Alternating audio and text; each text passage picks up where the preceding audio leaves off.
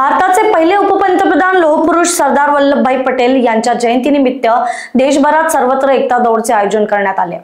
नवी मुंबईत देखील वनमंत्री गणेश नाईक यांच्या उपस्थितीमध्ये घनसोली पाम बीच मार्गावर रन फॉर युनिटचा संदेश देत एकता दौडचे आयोजन करण्यात आले होते।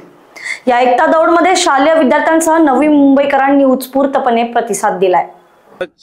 पहिले उपपंतप्रधान सरदार वल्लभभाई पटेल यांच्या 150व्या जयंतीनिमित्तानं देशाच्या अखंडतेकरता धावा,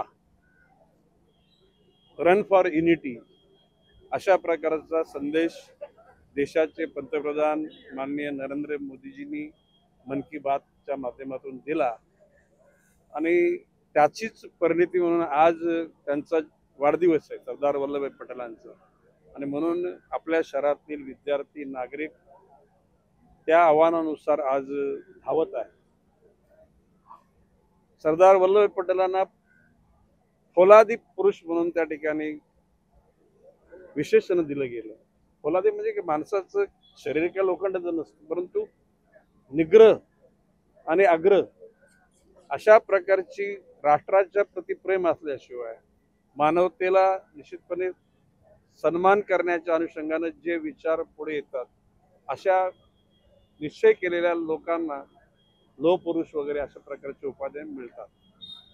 आज देश सर्वार्थाने प्रगती करत असताना जगाला हा संदेश द्यायचा आहे की भारताची जी प्रगती होणार आहे ती फक्त भारतीय लोकांसाठीच नाही, तर संत ज्ञानेश्वरांनी सांगितल्याप्रमाणे विश्वची माझी घर या उक्तीप्रमाणे जगात जिथं जिथं दुःख असेल ते दुःख निवारण करण्याकरता भारतीय विचारसरणी, भारतीय नेतृत्व त्या ठिकाणी पुढे सरसावेल असा विश्वास माननीय पंतप्रधान नरेंद्र मोदीजींनी व्यक्त केलेला आहे।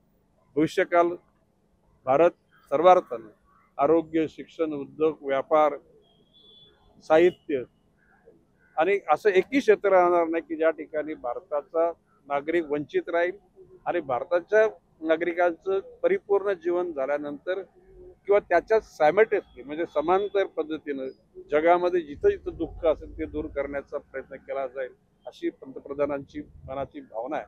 आणि ती साकार करण्याकरता आपण सगळेजण एकूण पाऊल पुढे टाकलेले आपण आणि त्याच अनुषंगाने आजची एक दौड आहे।